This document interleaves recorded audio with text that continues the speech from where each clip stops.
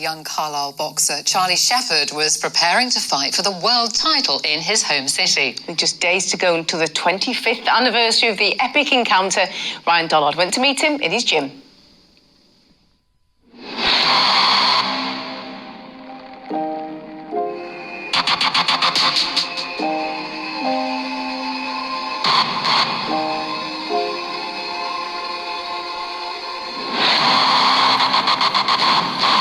Still fighting fit into his 50s, Charlie Shepherd looks every inch a former champion of the world.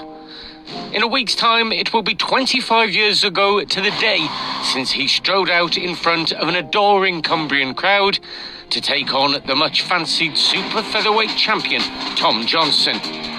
It was a tough fight, but at the end of the war, it was Shepherd who had his hand held high. It was a red-hot night. I actually went on to the Carlisle game first. I went and watched, because Burnley were up, so it was a friendly. So I went and watched the football game first before I went on and had the world title fight. It was a brutal fight. What kept you going? Was the crowd influential for you? Amazing. The Carlisle crowd was absolutely amazing. You know, it was a sellout. It was back on Sky Sports. And yeah, obviously it kept me going because, you know, I had two horrendous cuts on there, two horrendous cuts there, a big cut there. You know, the cut man, you know, really earned his money that night.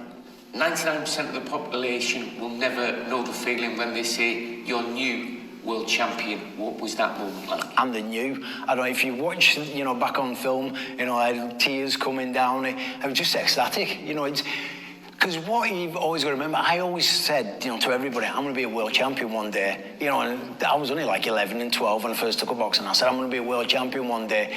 And they're like, yeah, whatever. And then you finally realise your dream and the emotions. It was just amazing. And what was the aftermath like? Were people coming up to you in the street? Do people still come up to you? People still come up now, you know. Carlisle, you know, has been brilliant. And people still remember and they still stop me. Somebody even stopped me today and was asking, you know, because I was carrying, you know, the case about, and I was saying, oh, what's that? And I'm like, oh, it's world title belt. You know, and they say, oh, I was there. You know, it's still crazy after all these years. Charles, you went on to break world records for push-ups. You've always been very goal-driven.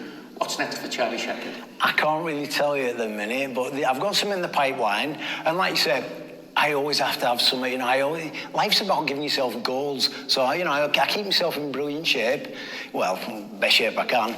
And I always give myself goals, so I've got something in the pipipeline, but I can't really say too much about it yet, Ryan. The anniversary of that big world title fight is coming up next week. How will you celebrate it? I've not really planned anything big. I'm just going to go out for a meal with the girlfriend and we're just going to have something to eat and just enjoy the night. Finally, Charlie, what would you like to say to fans watching tonight who cheered you on throughout your career and who are reminiscing with you? I just want to thank all the fans at Carlisle over the years. You know, they've been absolutely brilliant, best fans in the world. You know, they came to my fights, they sold it out, they've treated me absolutely brilliantly, and, you know, thank you, Carlisle, thank you, Cumbria. Thank you, Charlie Shepherd. Thank you. Oh, great memory. Authorities have condemned the unprovoked